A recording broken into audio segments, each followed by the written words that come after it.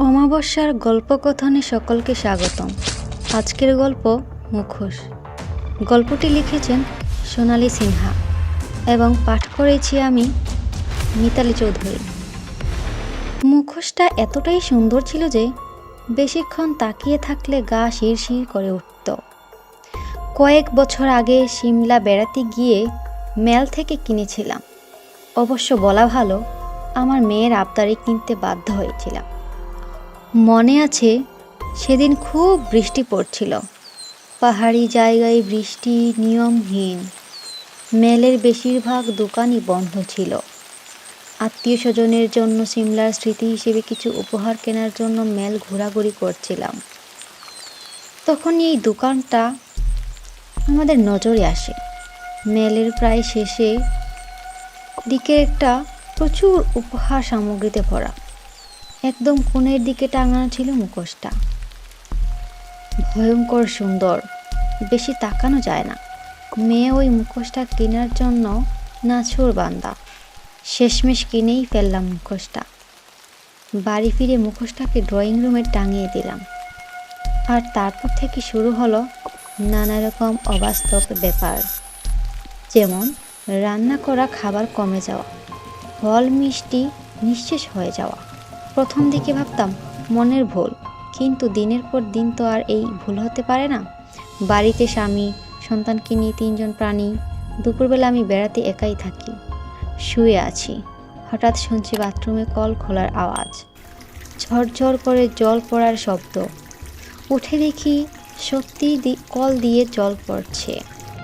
কিন্তু আমার স্পষ্ট মনে আছে কল আমি বন্ধ করেছিলাম। কিছুদিন পর বাড়িতে আমার মাসিমণি বেড়াতে এলেন। মাসিমণি আধ্যাত্মিক জগতের মানুষ, অনেক কিছুই আগে থেকে বুঝতে পারেন। তিনি বাড়িতে ঢুকেই বললেন, তোমাদের বাড়ির বাতাসটা এত ভারী কেন রে মিমি? আমি বললাম, আর বলো না মাসিমণি, কি যে শুরু হয়েছে কয়েকদিন ধরে, তোমায় কি বলবো। বলেই সব ঘটনা মাসিমণিকে খুলে বললাম। তিনি মন দিয়ে সব শুনতেছিলেন। হঠাৎ তার চোখ ড্রয়িং রুমে টাঙানো মুখোশটার দিকে আটকে গেল। বিস্ফারিত চোখে মাসিমণি বলল, একে কোথা থেকে আনলি? তোদের আর কোন দিনও বুদ্ধিশুদ্ধি হবে না? মুখোশটা ভালো করে দেখেছিস? সাধারণের থেকে একটু আলাদা নয় কি? যত তাড়াতাড়ি পারিস ওটা বাড়ি থেকে বিদায় কর। 2 দিন পর মাসিমণি চলে গেল। যাবার সময় বারবার বলে গেল, মিমি, তোরা কিন্তু খুব বিপদের মধ্যে আছিস। মুখোশটা বাড়ি থেকে সরিয়ে ফেল, না হলে কিন্তু অনেক বড় বিপদ হবে। দিন 3 পর একদিন রাত্রে একটা অদ্ভুত আওয়াজে ঘুম ভেঙে গেল। মনে হচ্ছিল পাশের ঘরে মেঝেতে কেউ কিছু একটা আছড়ে আছড়ে মারছে, আর সেই প্রাণীটা প্রাণপণে বাঁচার জন্য চিৎকার করছে। পাশের ঘরটা মেয়ের পাড়ার ঘর, রাতে বন্ধই থাকে। দরজা খুলে তো আমাদের চক্ষু স্থির। দেখি মেঝেতে একটা ইঁদুর গলা কাটা অবস্থায় আছে, সারা মেঝে রক্তে মাখামাখি। অবাক হওয়ার বোধ হয় তখনও বাকি ছিল। দেখি মুখোশটা ড্রয়িং রুমের মেঝেতে ঘর থেকে একটু দূরে পড়ে আছে। সে রাতে আমরা 3 জন জেগেই কাটালাম। পরদিন সকালে ঠিক করলাম আজই মুখোশটাকে বাড়ি থেকে বিদায় করতে হবে।